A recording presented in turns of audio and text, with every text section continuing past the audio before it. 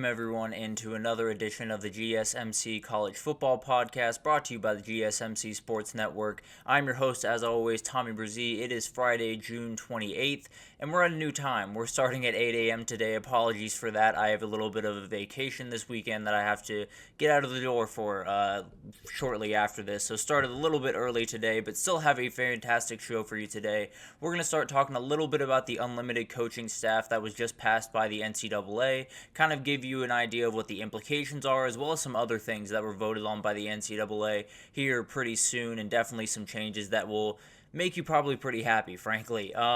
Then we'll get into a little bit of a recruiting kind of tactic that is formed where you start with the quarterback and then you let everything else kind of fall into place. And I kind of want to get into that a little bit, show why that really holds water and why it's probably the best way to go about recruiting building a recruiting class. Then we'll get into this weekend around recruiting. It feels like this is a weekend and the subsequent week coming up.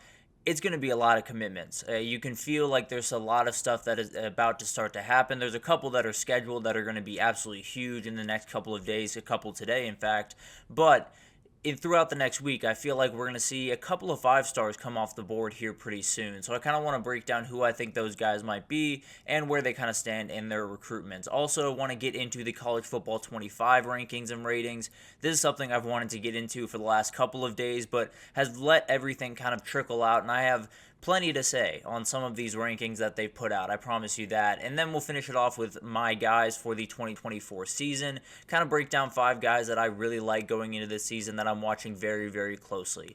But before we jump into everything, I do want to remind you all we get tons of questions and comments throughout the show. And the best way for you all to get your question on the screen, we can have a fun back and forth here, is to use the tip and donation link at the bottom of the screen, GSMCpodcast.net. It's a huge help not only to us here at the network, but to you all. You get to kind of have a fun, interactive experience here, and that's always good for the both of us. So definitely use that if you'd like. Again, that's GSMCpodcast.net. But let's jump right in, and let's talk about this unlimited coaching staff, as well as some other changes, and that's actually where I want to start. It sounds like the NCAA Division I Council has met, and they introduced a proposal on Tuesday to shorten the portal windows, the transfer portal windows for football and basketball. They're currently sitting at 45 days. They want to pull that down to 30 days, and I think that would obviously be something that a lot of us would be on board for. The vast majority of kids join in the first 4 weeks of the portal being open anyway, so it really wouldn't change too much. But the curiosity that I have, at least for football, we know how basketball works. Basketball has that one big time window right after the season ends. Does football do that type of route for the 30 days, or do they do 15 right after the regular season and then 15 right after the end of the postseason? So it'll be interesting to see that unfold. I've said this time and again, I really hope that they put it at the end of the postseason. I think it keeps everything focused on the football when it should be about the football, and then the recruiting when it should be about the recruiting. So I really very much want them to just put 30 days at the very end of the season, right after the national championship ends. Everything kind of opens up and, craziness begins. But at the end of the day, very, very excited for that change. But the biggest one, and the one that was actually approved in this meeting, is unlimited coaching staffs. And that's something that might honestly go a little bit under the radar in terms of the effects that it has, because obviously you won't really see, new players on the field. You won't see anything too crazy, but you'll hear about it, and you'll hear about new guys getting hired at different places, and some guys you didn't expect to get hired maybe a couple of years ago are going to get those jobs because they have the money and they have the ability to kind of wield that. So obviously the biggest worry here is the one that has kind of been the worry for the last however long, which is, what does this mean for everyone else? Does this mean, the big dogs, the ones that can pay all of these new staffers, do they pull away even more than they already have? And frankly, that's probably going to be the case. There are certain places out there. I mean, Texas already made a hire of a former Michigan State defensive coordinator, Scotty Hazelton. So this is already starting. They're already taking advantage of this, because the reality was before you could only have 10 assistants on field coaching during the game. That is no longer the case. You can have as many as you want. You can kind of play around with which guys you want on the field. And it sounds like some of it will obviously revolve around the quarterback position, want a certain person to be that guy's guy. And obviously the quarterback coach is a huge help there, but there are tons of people, whether it's, new guys that have popped up online doing some of these development camps and things of that nature, or it's former coaches that you can get back into the fold for, not working too many hours and not getting paid too much, but still having a position on a big time staff. And I think the biggest worry that I have, frankly, if I'm looking at this kind of new coaching change is there are going to be smaller coaches who are in relatively good spots, who say are an offensive coordinator or a quarterback coach at Troy, let's just say, and Alabama has a position open for them to be an on-field analyst. They're probably going to take that Bama position for a number of reasons, but mainly because it gets them on the steady ship. It's something that we've talked about a lot, where whether it's recruits or coaches, they see what's happening in college football. They're not immune to what's happening around college football, and they definitely see all of the changes that are happening, and they see how, the cream is rising to the top, as it were. So you have to get on the steady ship, and you have to make sure that your future in this sport is as intact as anyone. So it's going to be fascinating to kind of watch this unfold, because I really do think there could be a couple of group of 5 coaches who are just fantastic coaches and do just incredible things at that level that decide, hey, maybe this, position coach job, or maybe this even on-field analyst job at Alabama is a little bit better of a situation than a position coach at, Western Michigan or whatever the school is. But the reality is there's going to be a lot of changes to coaching staffs, and it's largely going to happen around quarterbacks.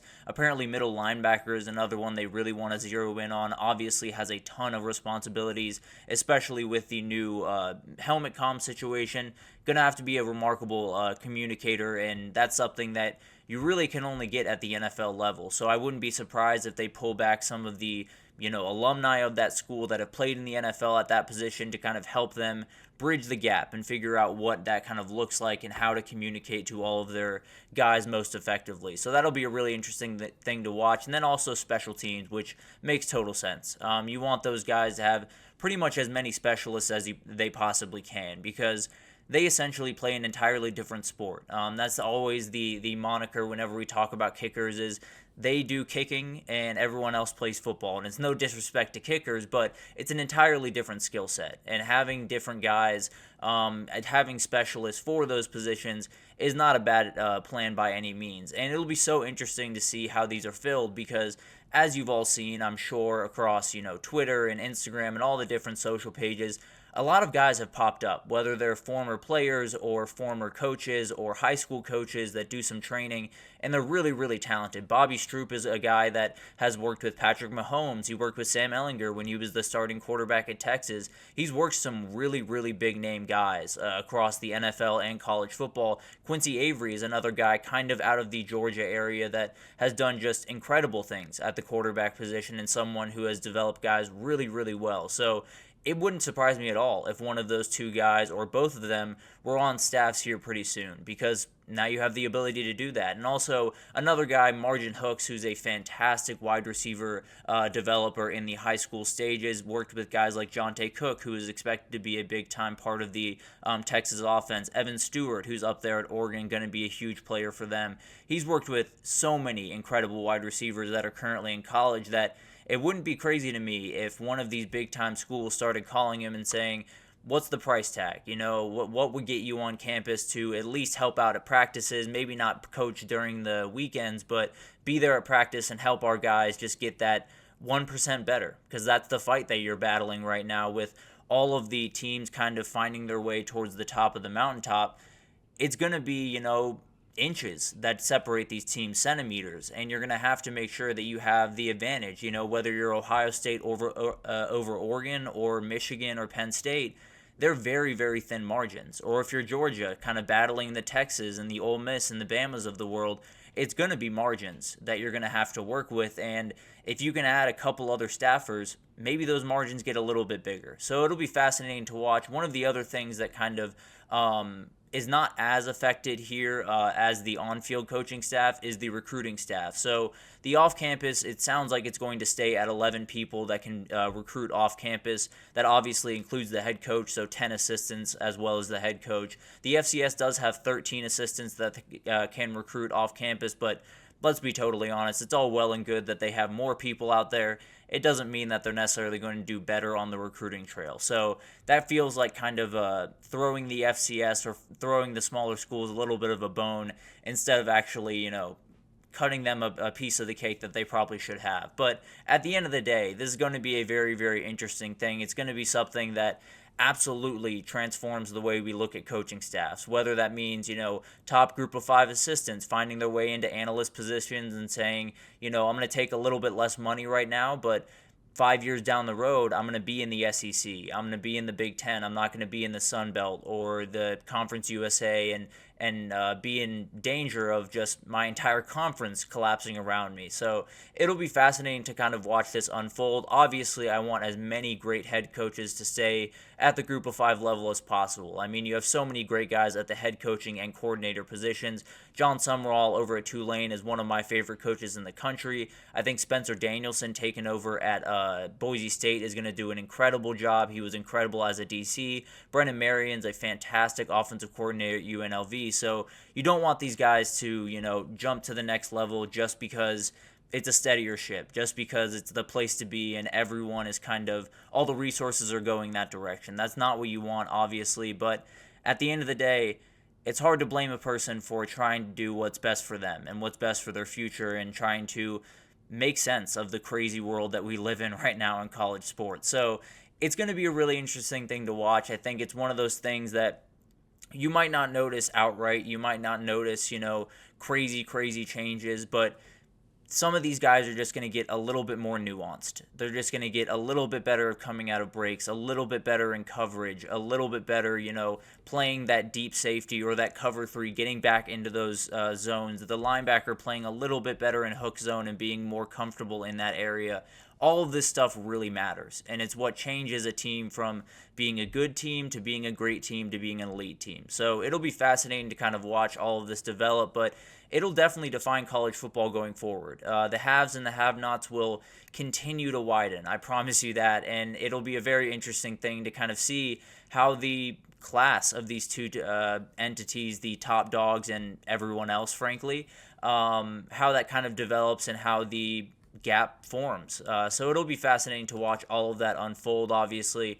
But we're going to take our first break here, and when we come back, we're going to talk about recruiting. We're going to talk a little bit about the quarterback recruiting and how that has become priority number 1. Get that quarterback on the group, and then let everything else kind of fall into place. So we'll break that down right after this, so stick with us.